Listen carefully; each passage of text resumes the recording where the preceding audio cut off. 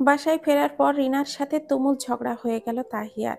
রিনা TV দেখছে, তাহিয়া টিভিটা বন্ধ করে রান্না বসাতে বলেছে। রিনা তার কথা না শুনে টিভি দেখতেছিল। মায়ের অসুস্থতায় এমনিতেই মন খারাপ, তার উপরে রিনার এহেন আচরণে রাগটা মাথায় উঠে গেল। রিমোট কেড়ে নিয়ে ভেঙে ফেলল তাহিয়া। রিনা চুপচাপ রুম থেকে বেরিয়ে গেছে, তারপর আকস্মিক ব্যাগটা গুছিয়ে চলে গেল। তাহিয়া কিছু বলার সুযোগ পেল না। এই কাজটা রিনা এই অবধি অনেকবারই করেছে। রিনার স্বভাব অনেকটা অদ্ভুত ধরনের, কিছুটা পাগলাটে। একটু থেকে একটু রাগ দেখালেই বাড়ি ছেড়ে চলে যায়। দুদিন যেতে না যেতেই আবারও ফিরে আসে। তবে সে ভাবেনি মাহমুদার এই অবস্থার কথা জানা সত্ত্বেও আজ সে চলে যাবে। রিনা যাওয়ার পর রান্নার কথা মাথায় এলো। হাসপাতালে লাঞ্চ নিয়ে যেতে হবে। আন্টি, মামা, স্যার, তুহিন সবাই খাবে। রিনা চলে গেছে, রান্না কে করবে? রান্নাঘরে গিয়ে ভাবনায় পড়ল, ইউটিউব দেখে আমি রান্না করে নিয়ে যাই না হয়। এই ভাবনা থেকেই জীবনের প্রথমবারের মতো রান্নায় হাত দিল তাহিয়া। ইউটিউব থেকে সহজ রেসিপি দেখল। খিচুড়িটাই সহজ মনে হলো। যেহেতু অভিক তাকে নিতে আসলে ওকে দিয়েই প্রথম টেস্ট করাবে। প্রথম রেঁধেছে, ভালো না হওয়ার ব্যাপার আছে। রান্না খাওয়ার যোগ্য হলে হাসপাতালে নিয়ে যাবে, অন্যথায় রেখে যাবে। নানান কথা ভাবতে ভাবতে ইউটিউব থেকে রেসিপি দেখে নিল। মায়ের চিন্তা, অভিকের চিন্তা মাথায় নিয়েই রান্না বসালো। রান্না শেষ করার মাঝেই অভিকের কল এলো। সে নিচে এসে গেছে, তাহিয়াকে নামতে বলেছে। তাহিয়া বাহানার আশ্রয় নিয়ে বলল, মায়ের ব্যাগটা বেশ ভারী, আমি একা নিতে পারবো না। রিনাও নেই, আপনি কি আসবেন? রিনা নেই শুনে অভিক অবাক হলো। নেই মানে? কোথায় গেছে? টিভি দেখতে না দেওয়ায় রাগ করে নিজের বাসায় চলে গেছে। পাগল নাকি? সিঁড়ি বেয়ে ওপরে উঠছে সে। কলিং বেল চাপার পর তড়িৎ দরজা খুলে দিল তাহিয়া, যেন ওরই অপেক্ষায় ছিল। অভিক বলল, ব্যাগ দাও। তাহিয়া আমতা আমতা করে বলল, ব্যাগ মায়ের রুমে। অভিক মাহমুদার ঘরে গেল। ব্যাগ নিয়ে ডাইনিং রুম পার করার সময় তাহিয়া ইতস্তভাবে বলল, আমি হাসপাতালে নিয়ে যাওয়ার জন্য খিচুড়ি রেঁধেছি, দিব? ভুরু কুচকালো অভিক, দৃষ্টিতে একরাশ বিস্ময় খেলা করছে। ঘটনার সারমর্ম বোধগম্য হচ্ছে না তার। তাহিয়ার দিকে অন্তর্ভেদী নজর দিল। মেয়েটার মনে চলছেটা কি? মন পড়ে নিল বোধ হয়। সে বলল, দাও দেখি, কেমন রাঁধুনি তুমি। বলতে দেরি, তাহিয়ার রান্নাঘরে ছুটতে দেরি নেই। দ্রুত বেগে রান্নাঘরে গিয়ে খিচুড়ি বেড়ে রাখা বাটিটা নিয়ে এলো। টেবিলে পাতানো প্লেটে একটা চামচ আর খিচুড়ি দিয়ে বলল, বসুন। বিস্ময় মাথায় করেই টেবিলে বসলো অভিক। এক গ্রাস মুখে তুলতেই থমকে গেল।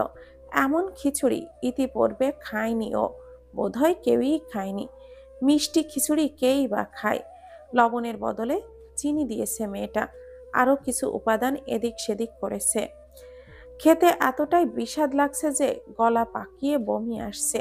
খিচুড়ি চিবানো কিংবা গিলার সাহস পাচ্ছে না। খিচুড়ি অভিকের সবচেয়ে পছন্দের খাবার। তাহিয়ার হাতের খিচুড়ি মুখে দেওয়ার পর পছন্দের তালিকা থেকে বাদ পড়ে যাবে নিশ্চিত। দ্বিতীয়বার খিচুড়ি দেখলেই তার দোয়া ইউনুস পড়তে ইচ্ছে করবে। এগুলো নাকি হাসপাতালে যাবে, সবাই গেলে কি হবে? অসুস্থ টসুস্থ হয়ে যাওয়ার সম্ভাবনা আছে। না, এই খাবার হাসপাতালে নেওয়া যাবে না। অভিক তাহিয়ার দিকে তাকালো এক পলক। মেয়েটা আগ্রহী চোখে তাকিয়ে আছে। চোখাচোখি হতেই উৎসুকভাবে জিজ্ঞাসা করলো, কেমন হয়েছে?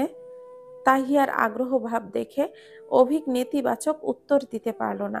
ছোটবেলায় খেতে বসলে রেজাউল আহমেদ প্রায়ই বলতেন, জীবনে কখনো খেতে বসে খাওয়ার বদনাম করবি না। তোর সামনে পাতানো খাবারটা পেছনে একটা রাঁধুনির অক্লান্ত পরিশ্রম। কটু কথা বলা মানে তার পরিশ্রমকে অপমান করা। এমনটা কখনো করবি না। যা পাস খেয়ে নিবি। অভিক বাবাকে দেখেনি কখনো মায়ের রান্নাকে খারাপ প্রতিপন্ন করতে। যদিও নীলিমার রান্না যথেষ্ট ভালো, তবুও যদি কালে ভদ্রে খারাপ হয় তখনও টু শব্দ না করে খেয়ে নেন। না পারলে কোনো বাহানা দিয়ে উঠে যান। বাবার দেওয়া শিক্ষার কথা মনে পড়ল তৎক্ষণাৎ। সেই শিক্ষাই তাকে নেতিবাচক উত্তর দিতে বাধা দিল। মন বিষাদে পড়লেও মুখে প্রসন্ন হাসল অভিক। তাহিয়াকে বোঝালো, ভালো হয়েছে। মেয়েটার মলিন মুখে উৎফুল্লতা আভা দেখা গেল। অভিক মনে মনে দোয়া পড়ল, আল্লাহুম্মা ইন্নী আউযু বিকা মিন জাহদিল বালাহ ওয়া দারাকিস শাকাইল ওয়া সুইল কাদাহ ওয়া সামাতাতিল আদাহ। তারপর না চিবিয়ে গিলে ফেলল। গলা পাকিয়ে বমি আসছে, আটকে রাখা দায় হচ্ছে। এদিকে মেয়েটা তাকিয়ে আছে বলে মুখভঙ্গি পরিবর্তন করতে পারছে না। কি কঠিন পরিস্থিতি! এই তো কদিন আগেই ডিসকভারি চ্যানেলে রিয়ার গিলস আর ম্যানস ভার্সেল ওয়াইল্ড প্রোগ্রামটা দেখেছিল অভিক। আকস্মিক বিয়ার গিলসের একটা পোকা মুখে দিয়ে বসলো। মুখ কুচকে টিভিটা বন্ধ করে ফেলেছিল অভিক। বলেছিল, কিভাবে খায় এগুলো? এই মুহূর্তে মনে হচ্ছে বিয়ার গিলসের মতো সেও পোকামাকড় খেতে পারবে। এই খিচুড়ির মতো এতটাও বিষাদ হবে না। তাহিয়া আগ্রহ দৃষ্টির কাছে পরাস্ত হয়ে আরো কয়েক গ্রাস খেতে হলো। খেতে খেতে সিদ্ধান্ত নিল, তাহিয়াকে মাস্টার শেফ দিয়ে রান্না না শেখানো অবধি তার রান্না মুখে তোলা যাবে না। অসম্ভব। বমি আটকে রাখা দায় হয়ে পড়ল। ভাগ্য সুপ্রসন্ন ছিল এই পর্যায়ে। তাহিয়া বলল, আপনি খান, আমি তৈরি হয়ে নিচ্ছি। অভিকের মনে হলো এই কথার চেয়ে চমৎকার কথা আর হতে পারে না। সে প্রসন্ন হেসে যাওয়ার ইশারা করল। তাহিয়া চলে যেতেই উঠে দাঁড়ালো। দ্রুত বেগে গেস্ট রুমের ওয়াশরুমে গিয়ে গড়গড় করে বমি করে ফেলল। বের হলো থুতু থমথমে মুখে। তাহিয়া তৈরি হওয়ার পর চুপচাপ বেরিয়ে গেল। সবার জন্য খাবার ভর্তি টিফিন বাক্সটা নিতে চাইলে কায়দা করে রেখে গেল অভিক। হাসপাতালের গেটে গিয়ে বলল, তুমি যাও, আমি একটু কাজ আছে, আসছি। উল্টো হাঁটা দিল অভিক। পেছনে ফিরে বলল, তোমার বান্ধবীদের একটা ফাজিল হওয়া উচিত, তাই না? তাহিয়া বুঝতে না পেরে ভুরু কুঁচকল। প্রশান্তি মাখা চোখে দরজার দিকে তাকিয়ে আছেন মাহমুদা। দরজায় তার আদরের মেয়ে নিশ্চুপ দাঁড়িয়ে আছে, মুখটা মলিন, বর্ষা মুখর চোখ। মেয়েটাকে এক পলক দেখে নিতেই মাহমুদার হৃদয়ে প্রশান্তি খেলে গেল। মনে হলো তিনি তাহিয়াকে বিগত কয়েক বছরেও দেখেননি, চেহারাটাও ভুলে গেছেন যেন, অথচ অর্ধদিন আগেও দেখেছেন। মেয়েটাকে ইশারায় কাছে ডাকলেন। মাহমুদার মুখটা মলিনতায় ভরা। মুখের মায়ের মুখশ্রী দেখে তাহিয়ার মনটা মেঘে ঢাকা পড়ল। আকস্মিক কান্না পেল ওর। ঠোঁট কামড়ে কান্না আটকে রাখার প্রচেষ্টা চালিয়ে মায়ের দিকে এগিয়ে গেল। মায়ের শিওরে বসল চুপটি করে। তাহিয়া পাশে বসতেই ওর মাথায় হাত বুলালে মাহিয়া। মেয়েকে সংস্পর্শে আসতেই মুখের মলিনতা সরে চমৎকার হাসির রেখা দেখা গেল। মেয়ের মাথায় এক হাত বুলিয়ে আদুরে স্বরে জিজ্ঞাসা করলেন, লাঞ্চ করে এসেছিস? তাহিয়া মায়ের দিকে তাকালো এক পলক। মাহমুদার চোখে মুখে উৎফুল্লতা, যেন তার খুশিটা তাহিয়ার মাঝেই আটকে ছিল। মায়ের হাসি খুশি চেহারার দিকে তাকিয়ে তাহিয়ার মনে হলো, শুধু মা নয়, মায়ের সাথে ওর পুরো দুনিয়া হাসছে। সুখ ভরে গেছে মনটা। মায়ের হাসিটাই যেন তার মনের মেঘ সরিয়ে দিতে লাগলো। সেই ইতিবাচক উত্তর দিল। মাহমুদা ধীর স্বরে মেয়ের সাথে কথা বলতে শুরু করলেন। প্রায় ঘন্টা খানেক কত আলাপ আলোচনা করলো মা মেয়ে। এলোমেলো কথা বলে হাসলো কিছুক্ষণ। তাহিয়া স্পষ্ট টের পেল তার মনে জমে থাকা মেঘ সরে গিয়ে স্বচ্ছ নীল আকাশ দেখা যাচ্ছে। দেহে চাঞ্চল্য ফিরে এসেছে, চেহারায় উৎফুল্লতা। কথার মাঝে মাহমুদা বলেন, অভিক কোথায়? অনেকক্ষণ দেখছি না যে। তাহিয়া ধীর স্বরে উত্তর দিল, আমাকে গেটে নামিয়ে দিয়ে কোথায় যেন চলে গেলেন, বললেন কাজ আছে। নীলিমা বসা ছিলেন কেবিনে বাড়তি বেডটায়, আর তুহিনও বসে আছে পাশে। তাহিয়ার কথায় নীলিমা ভুরু কুচকালেন। আজও তো কলেজে যায়নি, তবে এই ভর দুপুরে কিসের কাজ? তিনি এক পাশ সরে গিয়ে অভিককে কল দিলেন। কথা বলে জানতে পারলেন অভিক বাসায় আছে, একটু বিশ্রাম করে ফিরে আসবে হাসপাতালে। নীলিমা বিশেষ পাত্তা দিলেন না, ভাবলেন কাল থেকে ধকল যাচ্ছে, বিশ্রামের প্রয়োজনে বাসায় গেছে। বিকালে তিনি বাসায় গেলেন। দুপুর গড়িয়ে বিকাল হলো, অভিকের দেখা নেই। তাহিয়া ভুরু কুচকাল, লোকটা আসছে না কেন? তার খবরাখবর জানতেই তাহিয়া নীলিমাকে কল দিল। ফোন তোলার পর তাহিয়া জিজ্ঞাসা করলো, আন্টি, তোমার ছেলে কোথায়? আজ আসবে না? তাহিয়ার উদ্বিগ্নতা দেখে নীলিমা হাসলেন। হাসি থামিয়ে দুঃখ ভরা গলায় বললেন, আর বলিস না, ছেলেটার বদ হজম হয়েছে। এখন ছোট ঘর বড় ঘর দৌড়াদৌড়ি করছে। ওর এই একটা সমস্যা, অনিচ্ছা সত্ত্বেও কোনো খাবার জোর করে খেলে বদহজম হয়ে যায়। আল্লাহ জানে আজ দুপুরে কি খেয়েছে। তাহিয়া ভীত ঢোক গিল। দুপুরে অভিক তার হাতের রান্না করা খিচুড়িটাই খেয়েছে। তবে কি তার হাতের রান্না খেয়েই অভিক অসুস্থ হয়ে পড়েছে? মীরার অভিশাপ লেগে গেল। সে কাপা গলায় জিজ্ঞাসা করলো, এখন কেমন আছে? অবস্থার পরিবর্তন নেই, এখনো দৌড়াদৌড়িতেই আছে। নীলিমার স্বরটা মলিন হলো। সেই মলিনতা তাহিয়াকে ছুঁয়ে গেল। আপনি স্যারের খেয়াল রাখুন, আজ আপনাদের হাসপাতালে আসতে হবে না, আমি আর মামা সামলে নিব। নীলিমা স্যালাইন বানাচ্ছিলেন। ব্যস্ততা দেখিয়ে ফোনটা রাখলেন। মাহমুদা উৎসুক হয়ে মেয়ের কাছে জানতে চাইলেন, কি হলো অভিকের? তাহিয়া বলতে চাইল, মীরার অভিশাপ লেগে বইয়ের হাতে রান্না খেয়ে ছোট ঘর বড় ঘর দৌড়াদৌড়ি করছে। কেমন শোনায় কথাটা? বলতে পারল না তাহিয়া।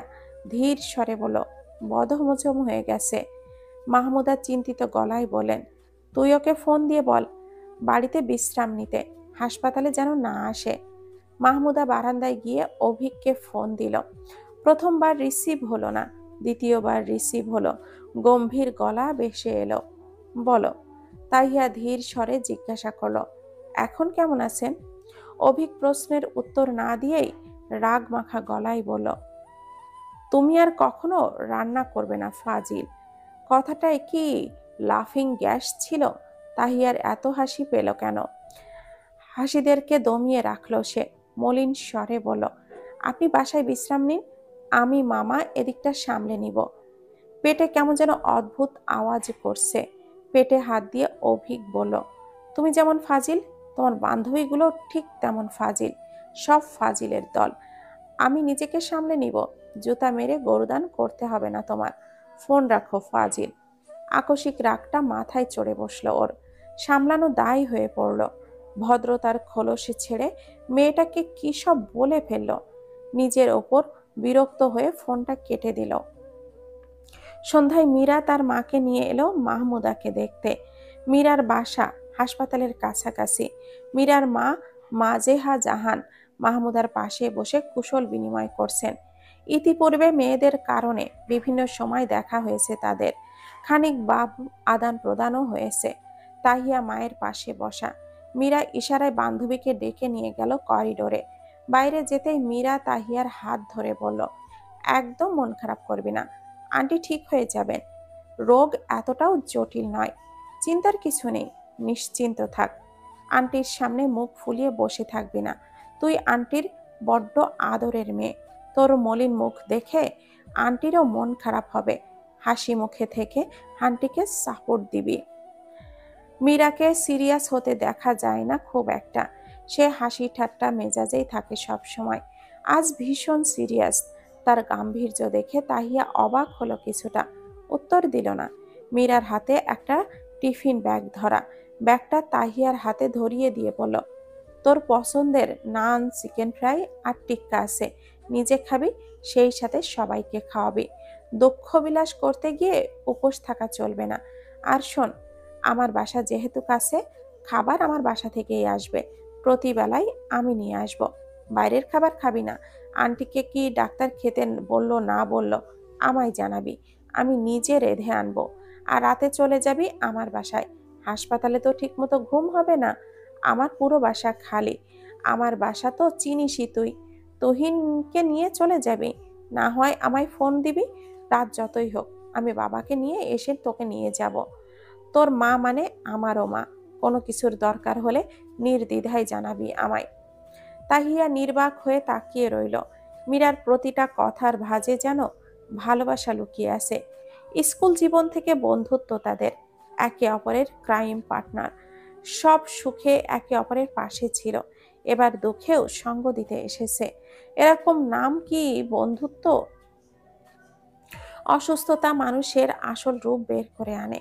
ইতিপূর্বে মীরার চোখে নিজের জন্য টান দেখেনি, আজ যেন তা দেখতে পাচ্ছে। কথার পালা বদলে অভিকের কথা জিজ্ঞাসা করলো মীরা। কিরে, তোর শ্রদ্ধেয় জাদ্রেল বর কোথায়, আসেনি? অভিকের কথা আসতেই তাহিয়ার স্মরণে এলো সবকিছু। সে কপট রাগ দেখে বলল, তোর অভিশাপ বোধহয় লেগে গেছে। স্যার এখন ছোট ঘর বড় ঘর করছে। কথাটা বুঝতে সময় লাগলো মীরার। বোধগম্য হতেই মুখে গাম্ভীর্য সরে গেল তড়িৎ। ঠোঁট চেপে হেসে বলল, তা কি রান্না করেছিস তুই? খিচুড়ি। তুই অভিশাপ ফিরিয়ে নে, মুখ বাঁকিয়ে উত্তর দিল তাহিয়া। মীরা তার আসল রূপে ফিরে গেল। হাস্যাত্মক গলায় বলল, দেখ, তোর মাকে আমি আমার মায়ের চোখে দেখি, কিন্তু তোর জামাইকে আমি নিজের জামাইয়ের চোখে দেখি না। আস্তাগফিরুল্লাহ, ভাবতেও পারি না। সেই ভাবনার অনাগ্রহ থেকেই ভদ্রলোকের জন্য আমার কোনো টান আসে না, তাই অভিশাপ ফিরিয়ে নিতে পারবো না। তাহিয়া চোখটা ছোট ছোট করে বলল, আমার সম্পর্কের ভিত্তিতে তিনি তোর দুলাভাই, আমার দিকে ভেবে মাফ করে দে। মীরা মুখ বাঁকালো। দুলাভাই? হাই, যদি ভদ্রলোক আর সব দুলাভাইয়ের মতো হতো তাও একটা কথা ছিল। দুলাভাই বলে ঠাট্টা করার, বিয়ের দিন গেটে টাকা হাতিয়ে নেওয়ার কোনো সম্ভাবনা থাকতো, তবে এতক্ষণে নির্দ্বিধায় মাফ করে দিতাম।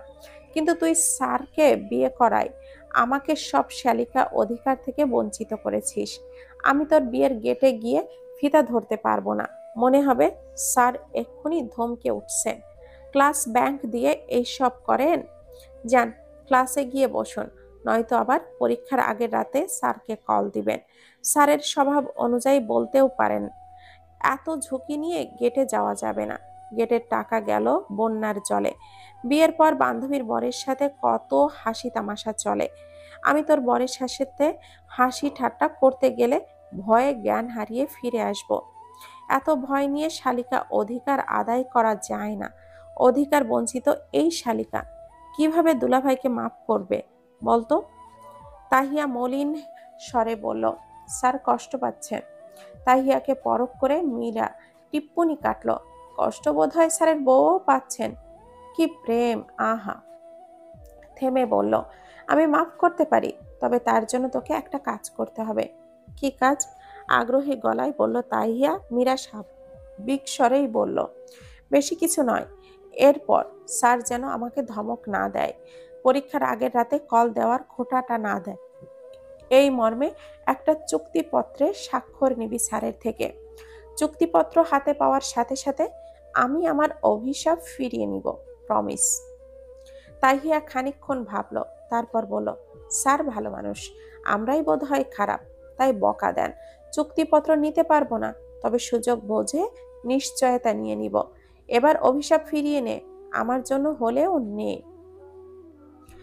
মীরা তাহিয়ার মাথায় ঠুয়া মেরে বলল, আন্টি অসুস্থ, বিধায় তোর ওপর দয়া আসছে। দয়া থেকে অভিশাপ ফিরিয়ে নিচ্ছি, নয়তো আমি খুশিতে জিলাপি বিতরণ করতাম। যে ধমক দিয়েছে আমাকে, তুই স্যারকে বিয়ে না করলেও পারতি। তোর জন্য আমি খুশি হতে পারছি না। আবার ঠোঁট বাঁকালো মীরা। তাহিয়া কপট রাগ দেখালো। শিক্ষক সম্পর্কে কেউ এমন কথা বলে, জানিস না শিক্ষক বাবার সমতুল্য? মীরা ঠোঁট চেপে বলল, শিক্ষক বাবার সমতুল্য কথাটা মানিস তুই? তাহিয়া না ভেবেই বলে দিল, না মানার কি আছে? তাহলে আজ থেকে স্যারকে বাবা কিংবা চাচা বলে ডাকিস, ব্যঙ্গাত্মক গলায় বলল মীরা। তাহিয়া কাচুমাচু করলো।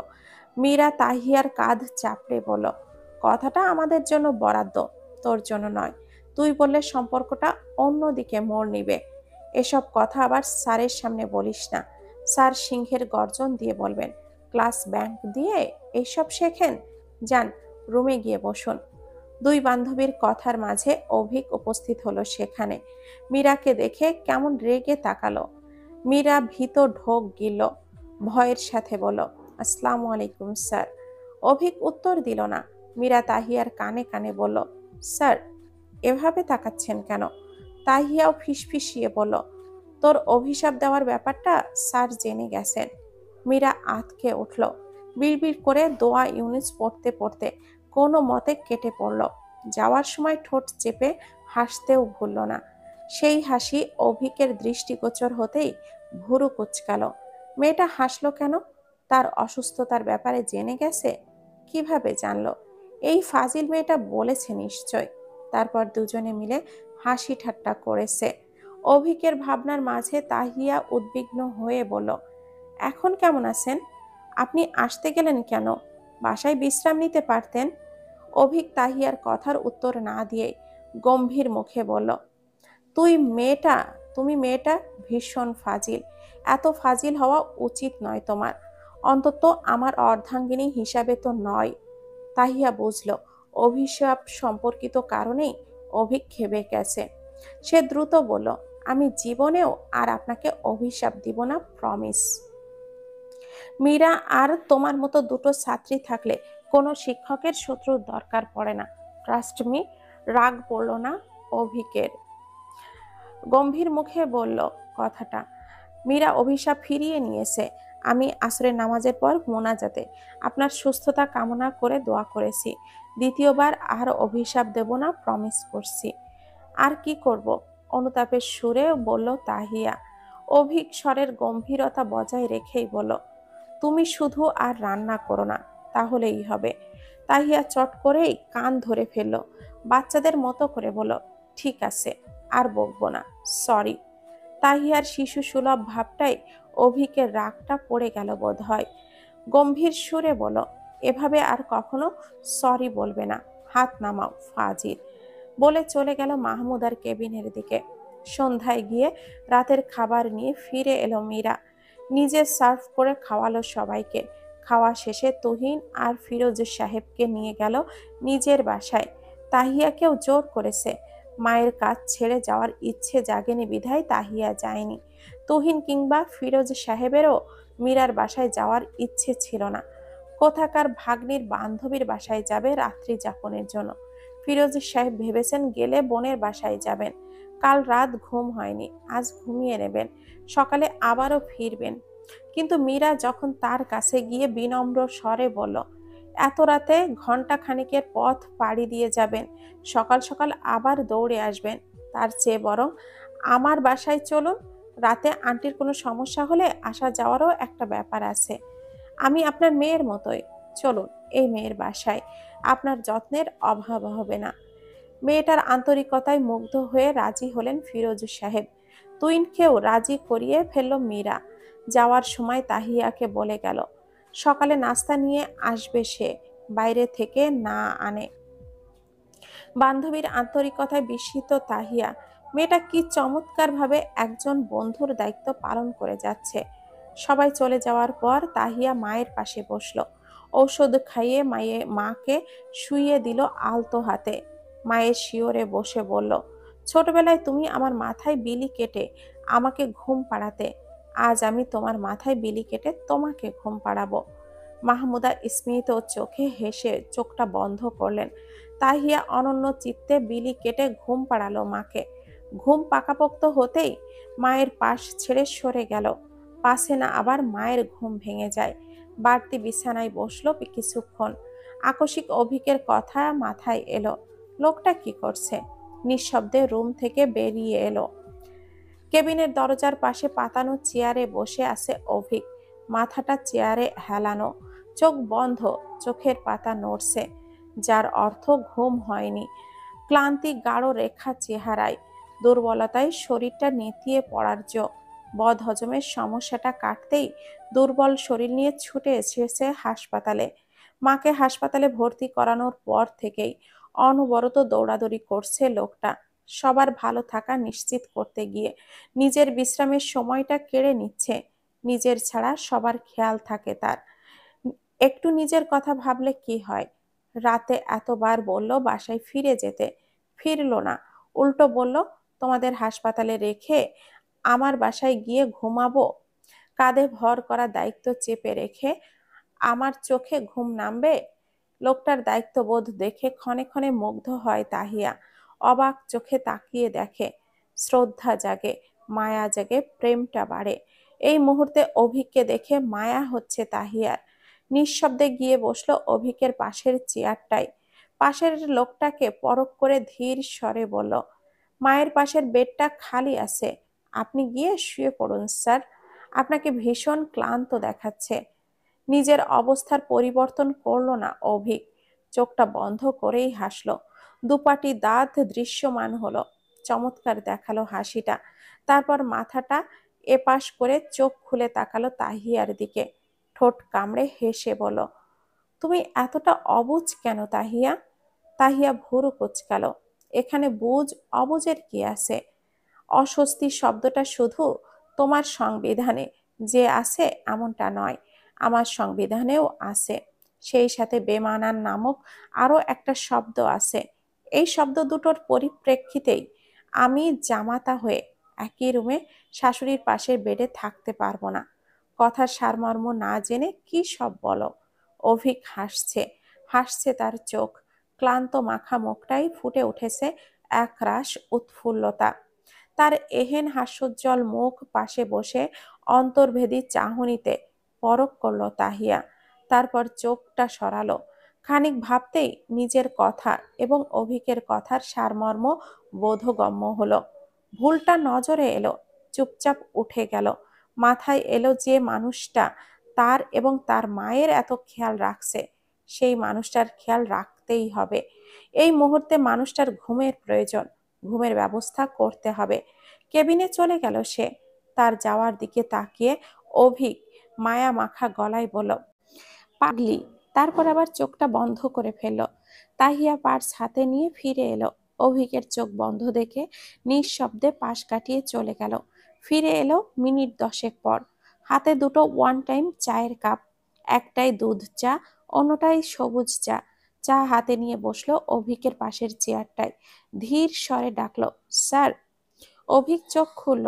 তাহিয়া সবুজ চায়ের কাপটা অভিকের দিকে বাড়িয়ে দিয়ে বলল, নিন, ঠান্ডা হয়ে যাবে।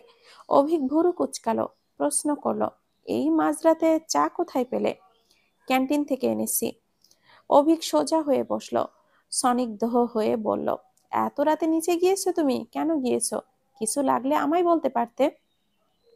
অভিকের হাতে চায়ের কাপটা দিয়ে নিজের কাপ দুটো ধরলো তাহিয়া।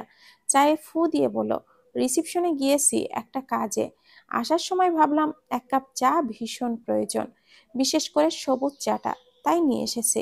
সবুজ চা? মেয়েটা তার পছন্দের কথা জানে।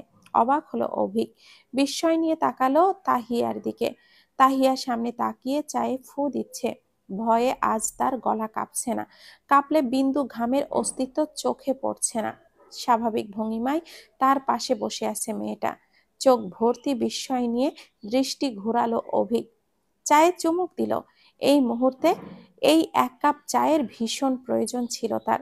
অভিকের ধারণা স্বাদহীন ওই চায়ের তার সতেজতা লুকিয়ে থাকে। চায়ে প্রথম চুমুকটা দিতেই এক ফালি ধোঁয়া এসে চশমার গ্লাসটাকে ঢেকে দিল। কিছুই দেখা যাচ্ছে না। বিরক্তিতে ভুরু কুঁচকে এলো ওর। এক হাতে চায়ের কাপ ধরে অন্য হাতে চশমাটা খুলে নিল। এক হাতে চশমাটা মোছার চেষ্টা করলো, ব্যর্থতা এসে বারণ করলো ওকে। ওর এদিকে চেয়ার খালি নেই, অভিকের ওপার পাশে চেয়ার খালি, তাই রাখার সুযোগও নেই। বিরক্তিতে আভা চোখ থেকে সারা মুখে ছেয়ে গেল। মুখে উদ্ভট শব্দ করলো। অভিকের পাশে বসে সূক্ষ্ম চাহনিতে পরখ করলো সবটা। মুখের সামনে থেকে চায়ের কাপটা সরিয়ে পাশের চেয়ারটায় রাখলো। তারপর তাহিয়ার হাত থেকে চশমাটা নিয়ে নিজের টি শার্টে মুছল।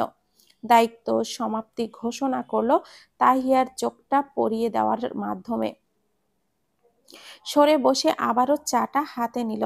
তাহিয়া অন্যদিকে তাকিয়ে ঠোঁট চেপে হাসলো। অভিক বলল, হাই, ধোয়া ছাড়লে চায়ে চুমুক দাও, নয়তো চশমাটা খুলে ফেলো।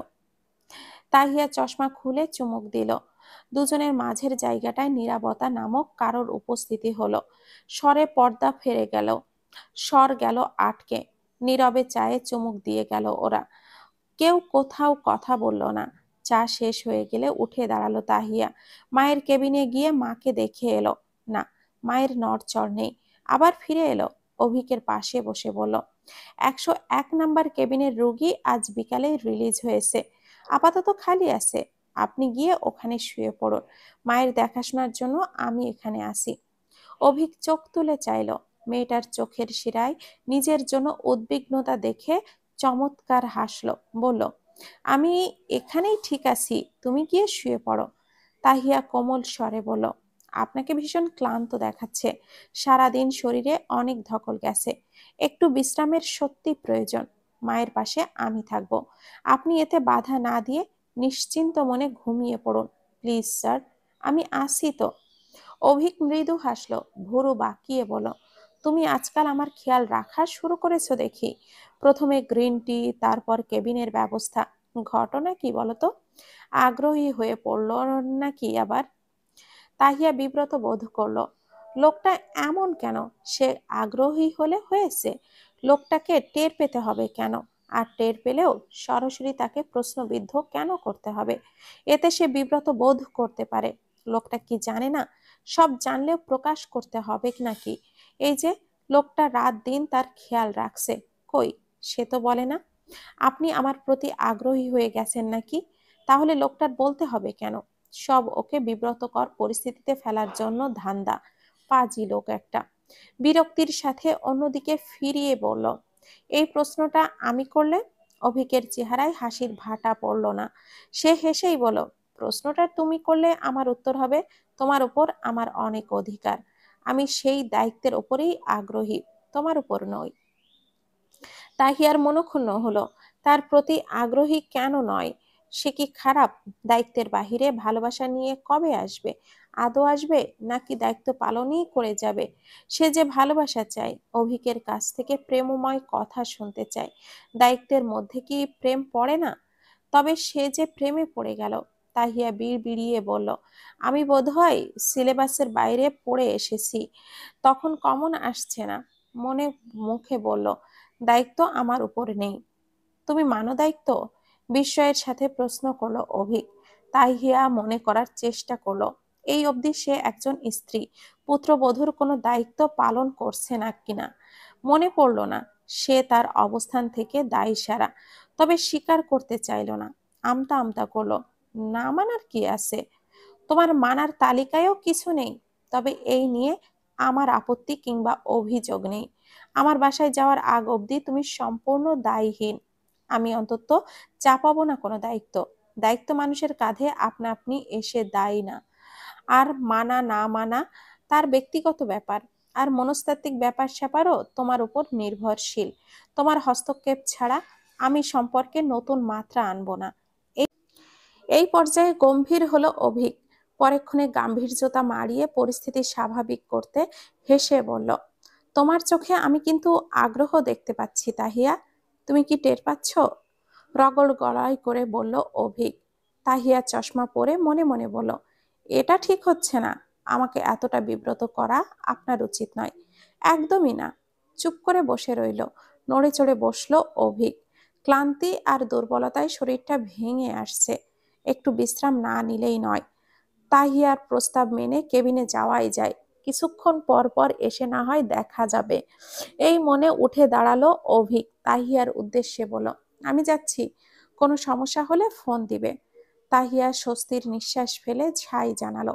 অভিক যাওয়ার আগে তাহিয়ার চুলগুলোকে এলোমেলো করে দিয়ে বলল, তুমি বোধহয় মানসিকভাবে বড় হতে শুরু করেছ। 101 নাম্বার কেবিনের দিকে হাঁটছে অভিক।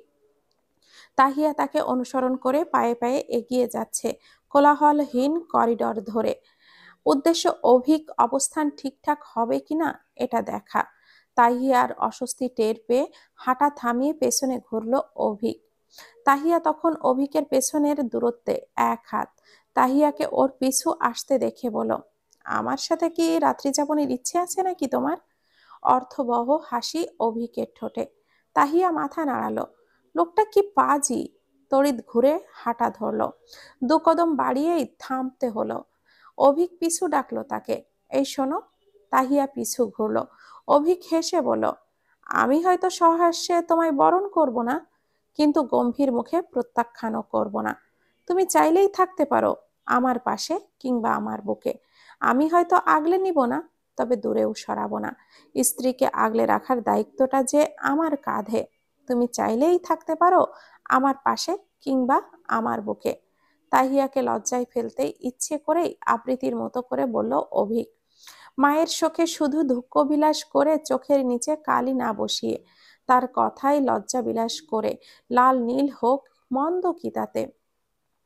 ঘড়ির কাঁটায় রাত 1:05। করিডোরে পাতানো চেয়ারে আয়েশি ভঙ্গিতে বই হাতে বসে আছে অভিক। চোয়ালে পেশাগত গাম্ভীর্য ফুটে উঠেছে, চোখের অন্তর্ভেদী দৃষ্টি বইয়ে ডুবে আছে, মনটাও বোধহয় বইয়ের কালো অক্ষরে বিচরণ করছে। কাল ক্লাসে যে অধ্যায়ে লেকচার দিবে সেই অধ্যায়টা দেখে নিচ্ছে। অলস মস্তিষ্কটাকে বইয়ে ডুবিয়ে অবসর সময় পার করার প্রতিক্রিয়া হিসাবে বেছে নিয়েছে বইকে। মাহমুদার সফলভাবে সার্জারি হয়েছে দিন 4 আগে। সার্জারির পরের রাতগুলোতে তার সঙ্গী হয়েছে তুহিন কিংবা ফিরোজ খান। হাজার বলেও কোথাও পাঠানো যায়নি তাদের, হাসপাতালেই রয়ে গেছেন। 3 পুরুষ মিলে করিডোরে বসে গল্প করতে রাত পার করছে, তাই বই নিয়ে এলেও পড়া হয়নি। মাহমুদার অবস্থার উন্নতি দেখে ফিরোজ খান আজ ফিরে গেছেন। তুহিনের সমবয়সী মীরার ভাই এসে তুহিনকে তাদের বাসায় নিয়ে গেছে। সবাই যেতেই একাকিত্ব এসে জেঁকে বসেছে অভিককে। একাকিত্ব সময়টাই সঙ্গী হিসাবে বেছে নিয়েছে বইকে। যখন সে বইয়ে পুরোপুরি ধ্যানমগ্ন হয়েছে, তখন কানে এলো এক নারী কণ্ঠের হাসির শব্দ। নূপুরের ঝনঝন শব্দের মতো হাসির শব্দটা কানে বাজতেই পড়ায় ব্যাঘাত ঘটল অভিকের। মনোযোগচ্যুত হলো, ছন্দের মতো বেজে যাচ্ছে হাসির শব্দটা।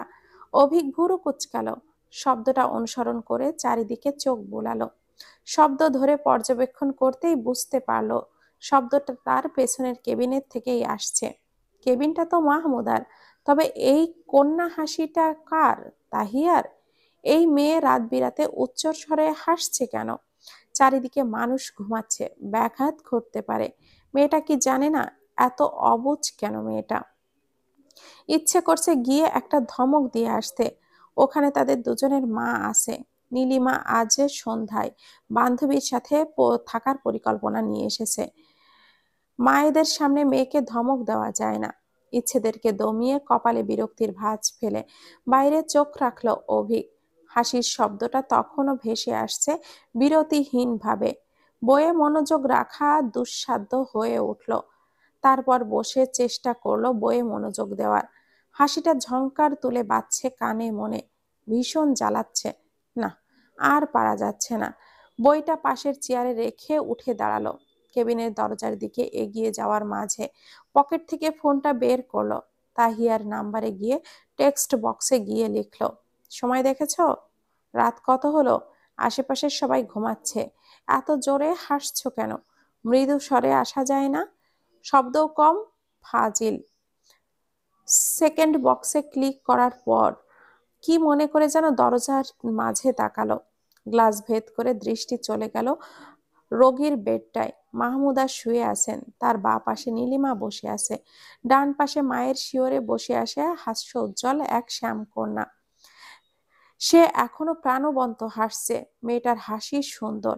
মায়াবতীদের আল্লাহ তাআলা চেহারায় আকর্ষণীয় দিক দিয়ে সৃষ্টি করেছেন। কারোর ঠোঁটের নিচে তিল, কারোর কাজল কালো চোখ, কারোর গালে টোল, কারোর ছোট্ট পাথরের নাকফুল বসানো চিকন নাক, আবার কারোর হাসি। তাহিয়ার বাদামি চোয়ালের হাসিটা সুন্দর। ওপরের পাটির একটা গজ দাঁত আছে। প্রাণবন্ত হাসলে দৃশ্যটা দৃশ্যমান হয়, সুন্দর দেখায়। অভিক চোখ সরালো, মায়ের দিকে তাকালো। নীলিমাও হাসছেন, শব্দ না হলেও শরীরটা দুলছে। মাহমুদা হাসছেন মৃদুভাবে। তিনজনের হাসির কারণ একই, কেমন ছন্দে ছন্দে হাসছে। অভিকের কুঁচকে থাকা কপালের চামড়াটা সোজা হলো, বিরক্তির রেখাটাও অস্বস্তি ধারালো তড়িৎ। তাদের এই হাস্যোজ্জ্বল মুহূর্তের ইতি টানতে ইচ্ছে হলো না অভিকের। মুহূর্তটা ফ্রেমবন্দি করার মতো চমৎকার মনে হলো তার কাছে। স্ত্রী আর মায়ের এই মুহূর্ত কটা ছেলের দেখার সৌভাগ্য হয়। অভিক তাহিয়ার দিকে তাকালো এক পলক, পরেক্ষণেই চোখ সরালো। কি মনে করে ঠোঁট কামড়ে টেক্সট বক্সে টাইপ করা লেখা মুছে ফেললো, কিন্তু হাসির বাধা দিতে নেই। তাহিয়ার বদ স্বভাবকে শাসাতে গিয়ে নিজের ইচ্ছেকে শাসিয়ে করিডোরে ফিরে গেল অভিক। চেয়ারে বসে পকেট থেকে হেডফোনটা বের করলো। ফোনে কানেক্ট করে সফট মিউজিক কানে ছেড়ে গুজলো। গানের আওয়াজে হাসির শব্দটা এসে ধাক্কা খাচ্ছে না আর। স্বস্তির নিঃশ্বাস ফেলল।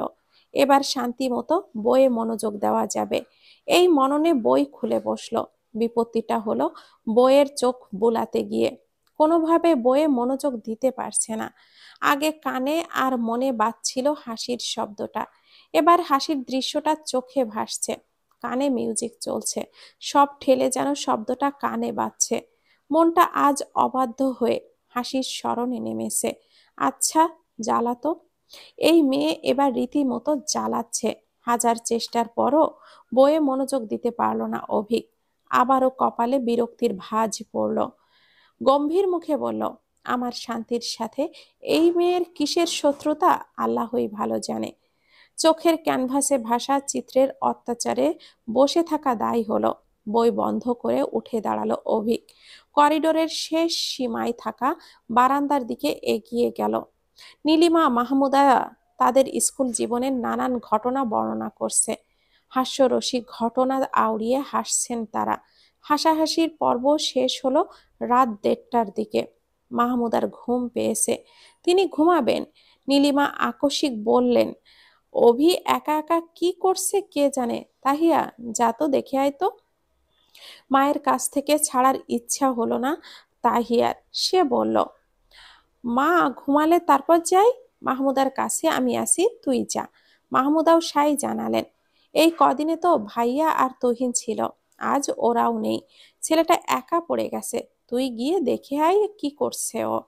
মা আর শাশুড়ির কথাকে প্রাধান্য দিয়ে উঠে দাঁড়ালো তাহিয়া। ওর গায়ে আজ মেরুন কালারের কুর্তি আর কালো প্লাজো। কালো ওড়নাটা বেডে পড়ে আছে। তাহিয়া ওড়না গলায় পেঁচিয়ে নিল। পায়ে পায়ে এগিয়ে গেল দরজার দিকে। দরজা অবধি যেতেই নীলিমা বললেন, যতক্ষণ ইচ্ছে থাকতে পারিস, আমরা কিছু মনে করব না। তাহিয়া বিব্রত বোধ করলো কেন যেন। দ্রুত বেরিয়ে গেল।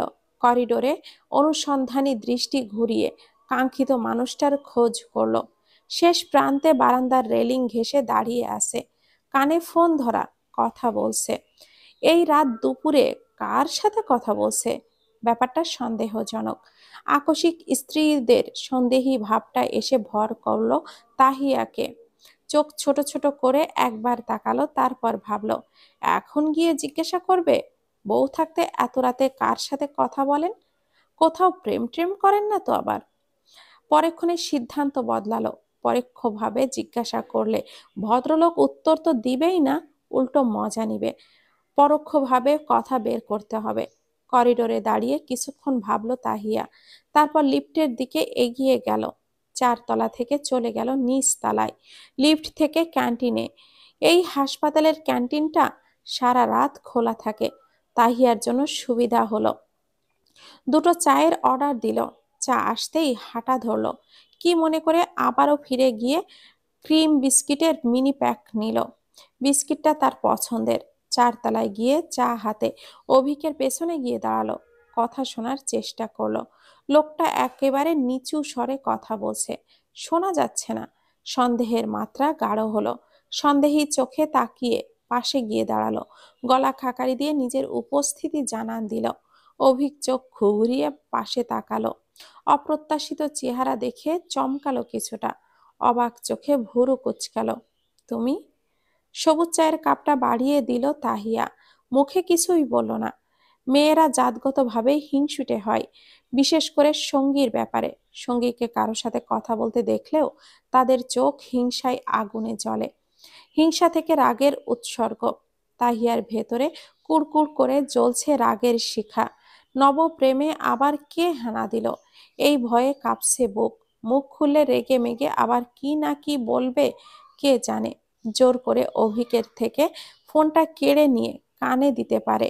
অপর পাশ থেকে মেয়েলি আওয়াজ এলে অশ্রাব্য ভাষায় গালমন্দও করতে পারে। তাহিয়ার পক্ষে এমন করা অসম্ভব কিছু নয়। এখন রাগ দেখানো উচিত হবে না।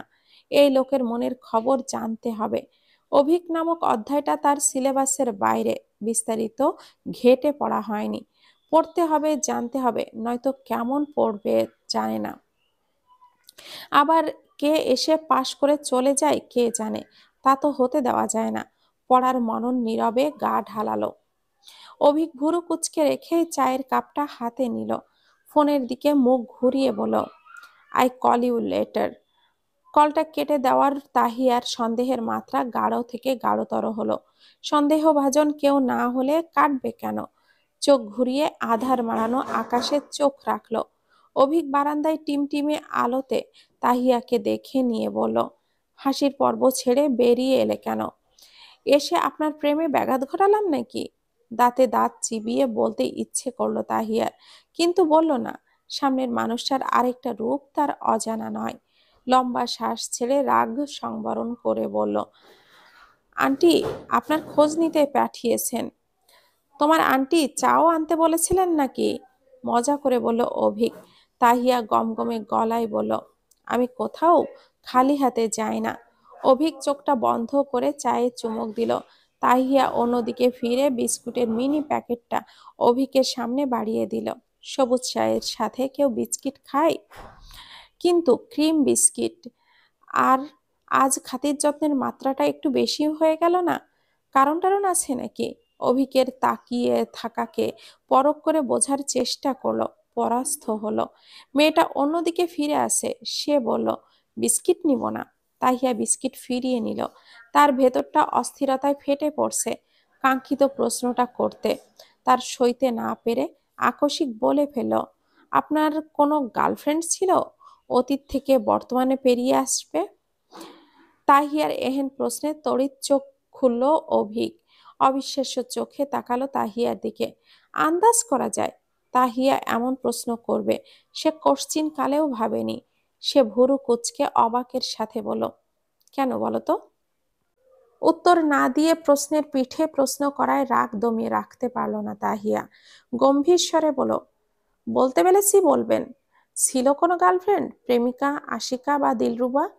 বিস্ময়ের মাত্রা বেড়ে কিংকর্তব্য বিমূঢ় অভিক। মেয়েটা এই টোনে কথা বলছে কেন? কথার মাঝে তীক্ষ্ণ অধিকার বোধ। চেহারাটাও সুবিধার না, কেমন যেন ক্ষেপে গেছে। হলো কি এই মেয়ের? কিছুক্ষণ পরে বলো, ছিল না কোনো গার্লফ্রেন্ড, প্রেমিকা বা দিলরুবা। স্কুল লাইফ থেকে এখন অবধি কখনো ছিল না। সন্দিহান হয়ে বলল তাহিয়া। তার দৃষ্টির সামনের দিকে। অভিক স্বাভাবিক স্বরেই বলল, না। কথাটা বিশ্বাসযোগ্য হলো না তাহিয়ার। সে ফিরতি বলল, আসলেই ছিল না? নাকি স্বীকার করছেন না? সত্যিটা বলুন। তাহিয়ার স্বর দৃঢ়। এই মেয়ের মতিগতি আদৌ বুঝতে পারবে কি অভিক? এই তার ভয়ে কাঁপাকাঁপি করে, আবার রাগ দেখিয়ে কথা বলে। বিস্ময়কে দমিয়ে উত্তর দেওয়ার মনস্থির করলো। শীতল গলায় বলল, দুটো কারণে আমার গার্লফ্রেন্ড ছিল না। প্রথমত, ছোটবেলা থেকে মা সবসময় বলতেন, কখনো মেয়েদের দিকে প্রেম নিয়ে তাকাবি না। তুই বড় হলে মা তোকে একটা রাজকন্যা এনে দিবে। হাই স্কুল, কলেজ, এমনকি ভার্সিটির প্রথম ক্লাসেও যাওয়ার আগে এই কথাটা বলেছেন। হাই স্কুল আর কলেজের কথাটা মানে না বুঝলেও ভার্সিটি লাইফে এসে ঠিকই বুঝতে পেরেছি, মা আমার জন্য কাউকে ঠিক করে রেখেছেন।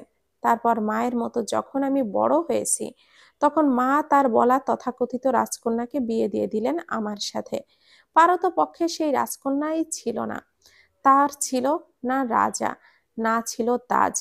যা ছিল তা হলো কাপাকাপি আর ঘামাঘামির ধাত।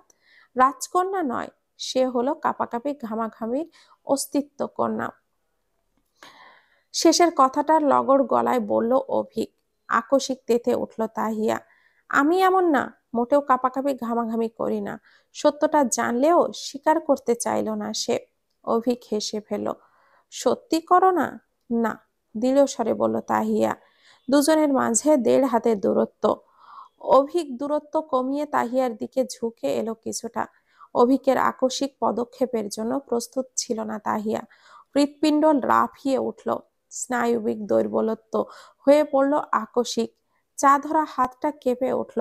ভীত ঢোক গিলল। কেঁপে উঠে তড়িৎ অন্য পাশে সরে গেল। অভিক তাহিয়ার একটা হাত ওপরে তুলে বলল, তোমার কথাই সত্যি। তুমি ওইসব কাঁপাকাঁপিতে নেই। আমিই ভুল ছিলাম। ব্যঙ্গাত্মক শোনালো অভিকের কথাটা। তাহিয়া চোখ ঘিচে মনে মনে বলল, আপনার এমনটা করা উচিত নয়, একদমই নয়। আমাকে এইভাবে জব্দ করেন শুধু। বদলোক একটা। কি বীজগণিতের অঙ্ক কষে চলে গেল। লেফট হ্যান্ড সাইড সমান রাইট হ্যান্ড সাইড প্রমাণ করা লাগবে। হুটহাট কাছে আসতে হবে কেন আপনার? বলে কয়ে এলে তো আমি ঠিকঠাক থাকি। অভিক সরে গেল। তাহিয়া কথা ঘুরালো। দ্বিতীয়ত? অভিক হেসেই বলে গেল, দ্বিতীয় এবং প্রধান কারণ হলো আমি কখনোই নাম বা অধিকারহীন সম্পর্কে বিশ্বাসী ছিলাম না। আমি একজন আমার সব অনুভূতি তুলে দিব, কিন্তু তার কথা গলা উঁচু করে কারোর কাছে বলতে পারবো না। হুটহাট তাকে নিয়ে বের হলে, পথিমধ্যে কোনো বয়স্ক আত্মীয়ের সাথে দেখা হলে তার পরিচয় দিতে পারবো না। আমতা আমতা করতে হবে, চোরের মতো মুখ লুকাতে হবে। তার প্রতি আমার কোনো অধিকার থাকবে না, সম্পর্কের বৈধতা থাকবে না, না আইনগত আর না ধর্মীয়ভাবে। এই সম্পর্কের নির্দিষ্ট পরিচয় নেই। যে যদি অসুস্থ হয়ে বিছানায় পড়ে যায়, বিছানায় ছটফট করা ছাড়া আমার আর কিছুই করার থাকবে না। আমি দেখতে যেতে পারবো না। কেন? কারণ তার পরিবারের সামনে দেওয়ার মতো তার সাথে সম্পৃক্ততা আমার কোনো পরিচয় নেই। নেই কোনো অধিকার, তার প্রতি আমার কোনো অধিকার থাকবে না। সে মরে গেলে তার জানাজায় যাওয়ারও অধিকার থাকবে না আমার। সম্পর্কের কোনো নিশ্চয়তা থাকবে না। প্রতিনিয়ত হারানোর ভয়ে বুকটা কাঁপতে থাকবে। হুটহাট জুড়ে যাবে আমার সব ধ্যান মন, আমার সব অনুভূতি নিয়ে দিন শেষে চলে যাবে। অনুভূতিগুলোকে অপাত্রে দান করে নিঃস্ব হয়ে যেতে হবে আমার। অবৈধ সম্পর্কটার জন্য বিয়ের মতো বৈধ সম্পর্কটাই আমার অনীহা আসবে। প্রেমিকাকে সব অনুভূতি দিয়ে বইয়ের জন্য কিছুই খুঁজে পাবো না। দিন শেষে, হায়াত শেষে আমাকে আল্লাহ তাআলার কাছে জবাবদিহিতা করতে হবে। প্রেমিকার দায়িত্ব অনুভূতির মূল্য কিংবা দায়িত্বের জবাবদিহিতা। হাসরে না হলেও স্ত্রীর দায়িত্ব অবহেলা, অনুভূতির অমূল্যায়নের জবাবদিহিতা এবং কঠিন শাস্তি পেতে হবে। সেখানে প্রেমিকার জন্য শাস্তি আর স্ত্রীর জন্য সম্মান প্রদান হবে।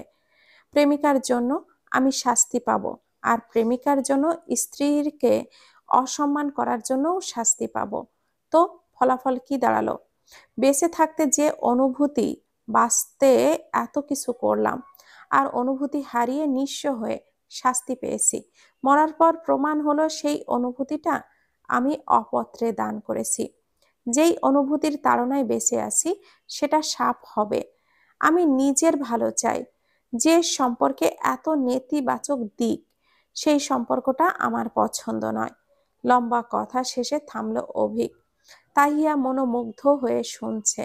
সন্দেহের দল উড়ে গেছে সেই ক্ষণে। অভিকের কথা শুনে অভিকের হলো, আর এভাবে তো কখনো সে ভাবা হয়নি। অভিক চায়ে চুমুক দিল, গলা ভিজিয়ে আবারও বলল, আমার মতে সম্পর্ক এবং অনুভূতি দুটোই হতে হবে শুদ্ধ, স্বচ্ছ, বৈধ এবং পবিত্র, যেখানে অধিকার, দায়িত্ববোধ, বৈধতা সব থাকবে। যে সম্পর্কটায় থাকলে 10 জনের সামনে গলা উঁচু করে বলা যাবে, মানুষটা আমার সঙ্গী, তার সঙ্গে আমি ধর্মীয় এবং আইনগতভাবে লিখিত পবিত্র বন্ধন এবং বৈধ বন্ধনে আবদ্ধ আছি।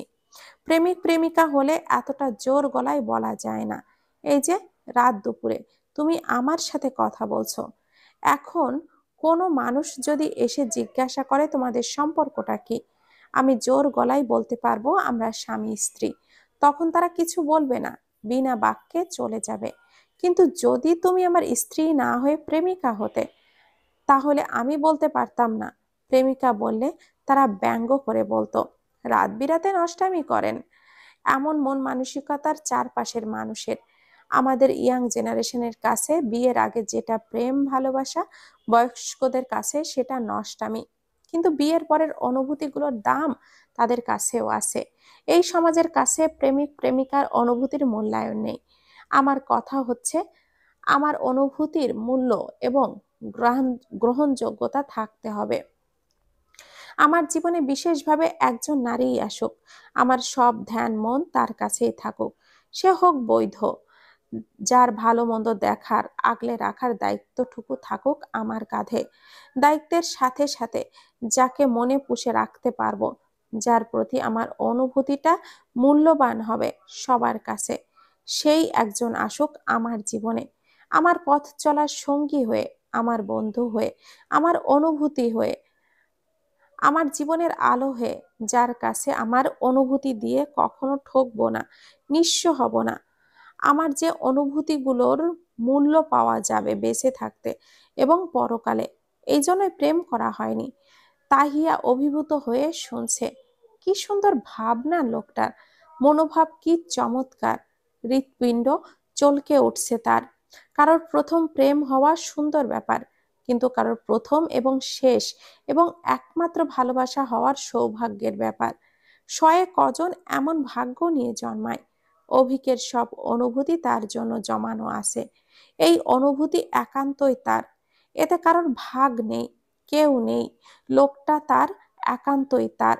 ভেবেই সুখের দোলা লাগলো মনে। হৃদস্পন্দন বেড়ে কত হলো কে জানে। 100 পেরোলো নাকি? একটা মেয়ের জন্য এর চেয়ে খুশির আর কি হতে পারে। ঠোঁটের কোণে হাসি ফুটলো আপনা আপনি। অভিকের অগোচরে অন্য দিকে ফিরে হাসলো সে।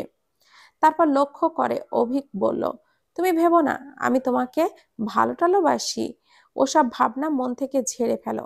আমার অনুভূতি এখনো তোমার জন্য জাগ্রত হয়নি। ওসব কাজে আমি অনভিজ্ঞ।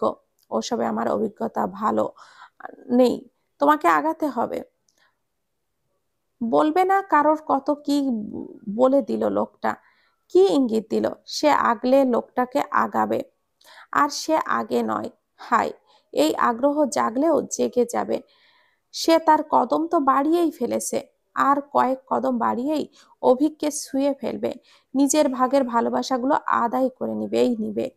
হ্যাঁ, নিতে যে হবেই, সিদ্ধান্ত কষল তাহিয়া। হাতে থাকা চাটা ঠান্ডা হয়ে গেছে।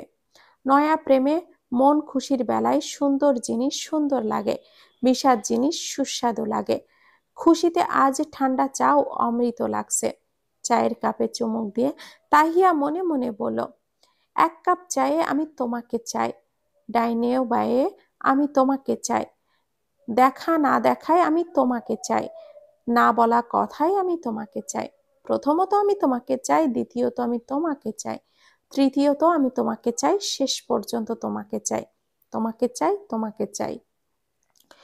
সুমন চ্যাটার্জির তোমাকে চাই কবিতার কয়েকটা লাইন এলোমেলো করে আবৃত করলো তাহিয়া। একবার নয়, বারংবার। আর চোখে একবার তাকালো পাশে দাঁড়ানো হলদেটে মানবের দিকে। অ্যাডিডাস এবং সাদা টি শার্টে কি সুন্দর লাগছে লোকটাকে। চোখে কেমন যেন ঘোর লাগছে। লোকটার উচিত নয় সাদা পরার, একদমই নয়। সাদা রংটাই ছেলেটাকে বেশি সুদর্শন দেখায়। লোকটা কি এটা জেনেই সাদা পোশাক পরে আসে? কেন? তাকে আকৃষ্ট করার জন্য? কিন্তু সে তো আগেই লোকটার ব্যক্তিত্বে আটকে পড়েছে। ওই যে অবনীর বাসায় মানুষের ভরা রুমটা থেকে তার হাতটা ধরে বের করে আনলো, 5 তলা বেয়ে শুধু ঔষধ খাইয়ে দিল। আর এর যত্ন ও দায়িত্ববোধ দেখেই তো অঘটন ঘটে গেল। সাংঘাতিকভাবে প্রেমে পড়ে গেল। রূপের ঘোরটা লেগে গেছে। তবে এমন রূপে সাজবে কেন? এটা অনুচিত। এই রংটা পরার ওপর নিষেধাজ্ঞা জারি করতে হবে শীঘ্রই। ঘোর টোর লেগে আবার কি কাণ্ড বাঁধিয়ে বসে তার কোনো ঠিক নেই। তাহিয়া চোখ ঘোরালো। গার্লফ্রেন্ড না থাকলে তখন কার সাথে কথা বলছিলেন? এতক্ষণে তাকে প্রশ্নবিদ্ধ করাই বোধগম্য হলো অভিকের। মেয়েটা তাকে সন্দেহ করছিল। সন্দেহের বশেই এত অধিকার বোধ। কি আশ্চর্য! কিছুটা বিষয় কিছুটা লগড় স্বরে মিশিয়ে সে বলল, তাই তো বলি আজ বাড়তি খাতির যত্ন কেন? এখন বুঝতে পারলাম আয়োজন করে আমার পেট থেকে কথা বের করা তোমার উদ্দেশ্য। আমাকে সোজাসাপটা জিজ্ঞাসা করলেই কিন্তু বলে দিতাম। এখন মাখন বিস্কিটে আমাকে মাখনের চেষ্টা করা হচ্ছে তোমার, তাই না? জব্দ হয়ে স্তব্ধ হয়ে গেল তাহিয়া। ভাবেনি অভিক তাকে এইভাবে জব্দ করবে। এবার কি বলবে সে? কত কথা মনে ছিল মনে, সব কেমন যেন মুছে গেল। পুরোটাই শূন্যতা বিরাজ করছে যেন। বাক শক্তি রুদ্ধ হয়ে গেছে। এবার মুখটাও ঘোরালো। অভিক চায়ে চুমুক দিতে গিয়ে হাসলো নিঃশব্দে। মুখের সামনে থেকে চায়ের কাপটা সরিয়ে হাস্য জল মুখে বলল, তুমি বউজনক আচরণ করছো তাহিয়া। সব কথার আগ্রহ দেখাচ্ছ, কেয়ার টেয়ার করছো, সন্দেহ করছো, তোমার আচরণ সাংঘাতিক দিকে চলে যাচ্ছে। এই ধারায় চলতে থাকলে তোমার 3 বছরের পণ তো অকালেই ঝরে যাবে। সময় থাকতে আচরণের চিকিৎসা করাও, নয়তো এরপরে আর সুযোগ নাও পেতে পারো। চোখ মুখ খিচে দাঁড়িয়ে রইল তাহিয়া। লোকটা মহাপাজি, তাকে জব্দ করার সুযোগ খুঁজে যেন পেলেই লুফে নেয়। এই লজ্জাটারও অতিরিক্ত জ্বালাচ্ছে। যখন তখন এসে হানা দেয়, যখন ভাবে একটু চোখে চোখ রেখে কথা বলবে, তখনই এসে জাপটে ধরে। সে তার কার্যসিদ্ধি করতে পারে না। এখন এসে হানা দিল আবারও। এখানে দাঁড়িয়ে থাকা দায় হয়ে পড়েছে। তাহিয়া পিছু ঘুরল, যেতে নিলে অভিক বলল, যেই প্রশ্নের জন্য অস্বস্তি ভাঙা বাঁধ ভেঙে এত ধাপ এগিয়ে এলো, সেই প্রশ্নের উত্তর না নিয়েই চলে যাবে। তাকালো তাহিয়া, ধীর স্বরে বলল, লাগবে না। অভিক হাসলো, হাসির শব্দ হলো। হাসি থামিয়ে বলল, সন্দেহ হলো ঘুণ পোকার মতো। সম্পর্কে একবার ঢুকলে সম্পর্কটাকে খেয়ে নিঃশেষ করে দেয়। পরিণতি ভয়াবহ হয়। আজ সন্দেহ করছো, কাল দেখা যাবে আমাকে পাহারা দিতে আমার বাসায় গিয়ে উঠেছো। কোমরে কাপড় গুজে খুন্তি হাতে আমাকে চোখ রাঙাচ্ছ। কি সাংঘাতিক ব্যাপার হবে বুঝতে পারছো তুমি? আবার হাসলো, শব্দটা তাহিয়ার কানে বাজলো। তাহিয়া কদম বাড়ালো। অভিক শীতল স্বরে বলল, সাংঘাতিক ঘটনাটা ঘটার আগে তোমার ভুল ধারণার চিকিৎসা করা উচিত। তোমার শাশুড়ি আমাকে তোমার জন্য প্রস্তুত করতে গিয়ে মেয়ে বন্ধু বানাতেও দেয়নি। কলে আমার ফরেনার ফ্রেন্ড ছিল, অবশ্য সে ছেলে। আমরা একসাথে গ্রাজুয়েশন কমপ্লিট করেছি। ওদের দেশে এখন দিন এই সময়টাই অবসর থাকে ও। আর তাই মাঝরাতে কথা হয়। আর কিছু জানতে হবে? কলেজ দেখাতে হবে? লাগবে না। ছোট করে উত্তর দিয়ে হাঁটায় মন দিল তাহিয়া। কিছুটা দূর গিয়ে ফিরল। অভিকের অদ্ভুত একটা দৃষ্টি এসে ধাক্কা খেলো চোখে। ঠোঁটের কোণে হাসির রেখা টেনে এক ভুরু উঁচিয়ে কিভাবে যেন লোকটা তাকিয়ে আছে ওর পানে। তাহিয়ার মনে হলো এটা দৃষ্টি নয়, তীরন্দাজের ধনুক থেকে বের হওয়া তীর, যা সোজা এসে তার বুকে বিঁধেছে। হৃদস্পন্দন বেড়ে গিয়েছে। আবার মনে হলো এটা দৃষ্টি হতে পারে না, একদমই না। এটা ইন্দ্রজাল, যা আমাকে কাবু করে ফেলেছে। তড়িৎ ঘুরে হাঁটা ধরলো। এক প্রকার দৌড়ে মায়ের কেবিনে এলো। নীলিমা মাহমুদা ঘুমিয়ে পড়েছে। নীলিমা বাড়তি বেডে শুয়েছে, তাহিয়ার জন্য জায়গা রেখেছে। তাহিয়া নিঃশব্দে গিয়ে শুয়ে পড়ল। চোখটা বন্ধ করতেই চোখের সামনে ভাসলো অভিকের সেই গম্ভীর চাহনি। কেমন শিহরিত হলো সারা গতর। ঠোঁটের কোণে হাসি ফুটলো। এই মুহূর্তে তার নিজেকে ষোড়শী কন্যা মনে হচ্ছে। নয়া প্রেমে মাতোয়ারা প্রেমিকা। আবেগী বয়সী প্রেমে পড়লে মানুষ কত কিই না করে। খাওয়া ঘুম সব উজাড় করে প্রেম পুরুষকে নিয়েই ভাবতে থাকে, কারণে অকারণে হাসতে থাকে। কতবার আয়নায় দেখে, ধ্যান জ্ঞানে স্থান দেয় প্রেম পুরুষকে। তাহিয়ার কৈশোর পেরোলেও আবেগটা রয়ে গেছে। প্রেমটা কাবু করেছে তাকে। এই যে নয়া প্রেমে কাবু হয়, সারা রাত ঘুমাতে পারল না। চোখটা বন্ধ করতেই অভিকের চেহারা ভেসে উঠছে চোখে। কানে ভেসে উঠেছে অভিকের বলা কথাগুলো। শব্দহীন হাসিতে পার করলো সারা রাত। অভিজ্ঞতাটা একেবারেই নতুন তার জন্য। রেহানের প্রতি তার ছিটে ফোটাও আবেগ ছিল না, যার গাঢ়তা ছিল। যেটা ভালো লাগা ছিল, প্রেম ছিল না। প্রেমটা বোধ হয় অভিকের ওপরেই হলো। এই মুহূর্তে এসে বুঝতে পারছে তাহিয়া সেটা। প্রথম প্রেমের অনুভূতিগুলো চমৎকার হয়, পরের প্রেমের অনুভূতিগুলো ফিকে হতে শুরু করে বলে সেই চমৎকার অনুভূতি আর আসে না। মনোমুগ্ধকর অনুভূতিতে বিমোহিত হয়ে তাহিয়া বিড়বিড়ালো, প্রেম হলো, তাও আমার একান্ত ব্যক্তিগত মানুষের ওপর। মানুষ বলে বিয়ের পর প্রেম হয় না। আমি বলি, তোমরা প্রেমের কায়দা জানো না। অনুভূতিগুলো জমা রাখো, নিজের নামে লেখা মানুষটাকে দাও। প্রেম শুধু জমবে না, জমে ক্ষীর হয়ে যাবে। আহা, প্রেম কি অনুভূতি! আমি অভিভূত। সারা রাত নির্ঘুম কাটানোর ফলে মাইগ্রেন হানা দিল ভোর রাতে। ব্যথায় অতিষ্ঠ হয়ে তাহিয়া অভিককে মেসেজ করলো, আমার দিকে আর কখনো এইভাবে তাকাবেন না, আমি রাতে ঘুমাতে পারিনি। উত্তর এলো না।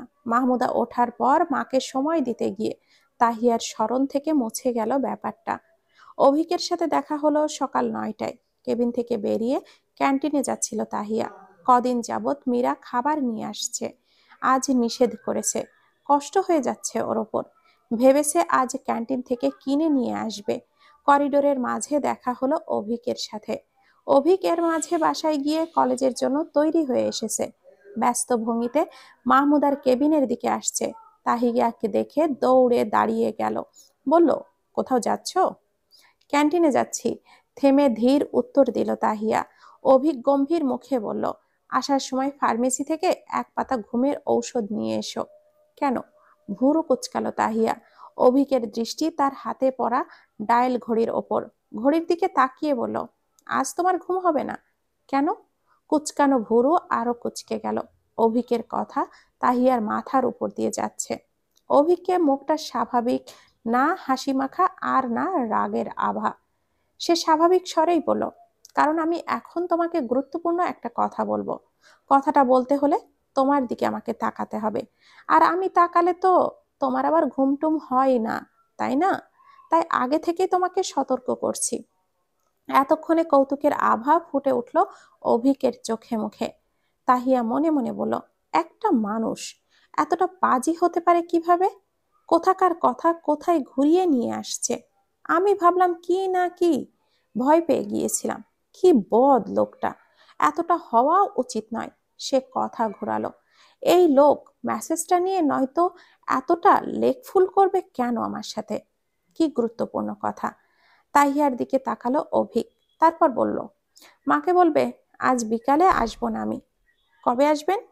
উদ্বিগ্ন হয়ে আনমনে বলে ফেলল তাহিয়া। অভিক হেসে ফেলল, রাত হবে আসতে আসতে। মা ফোন ধরছে না, মাকে বলে দিও। আর নিজের খেয়াল রেখো। বলে যে যার পথে যে এসেছে সেই পথেই চলে গেল। পরের দিনগুলো এক কাপ চায়ের আলাপেই কাটলো। তারপর এলো মাহমুদার রিলিজের দিন, আর অভিকের সংস্পর্শ থেকে তাহিয়ার বিচ্ছেদের দিন। আবার তাহিয়ার দিন পঞ্জিকায় মন খারাপের মধ্যবেলা এসে পড়ল। মায়ের জন্য শান্তিও লাগছে, অভিকের জন্য মনটা কেমন যেন করছে। সেভাবে আর কবে দেখা হবে? আলাপ কি হবে? হবে এক কাপ চায়ে তাকে চাওয়া। নয়া প্রেম মাখা চায়ে বিচ্ছেদের লিকার পড়ল যেন এবার।